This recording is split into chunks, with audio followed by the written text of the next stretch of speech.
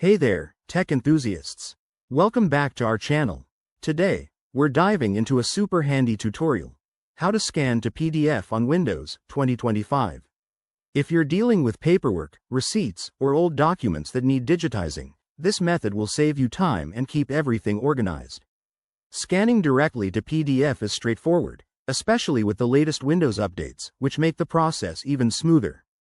Let's jump right in. First things first, make sure your scanner is properly connected to your Windows PC. This could be via USB, Wi-Fi, or network. Double check that it's powered on and recognized by your computer. If it's not showing up, head to Device Manager in the Settings app and update your drivers.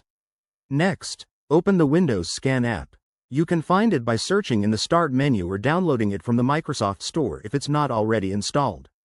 Once you're in the app, select your scanner from the list of available devices. Now, customize your scan settings, choose the resolution, color mode, and page size based on your document.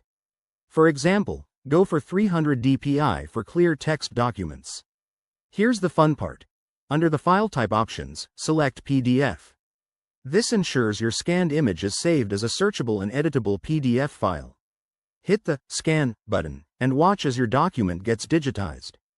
After scanning, review the preview, make any adjustments like cropping or rotating, and then save it to your desired folder. A quick tip. If you're using Windows 11 or later, you might see enhanced features like automatic document feeding or OCR for text recognition, super useful for turning scans into editable text. And if you run into issues, like the scanner not responding, restart your PC or check for Windows updates. There you have it, you've just learned how to scan to PDF on Windows in 2025. It's a game changer for productivity. If this helped, give it a thumbs up, subscribe for more tech tips, and let us know in the comments what you'd like to see next. Thanks for watching, and stay tuned.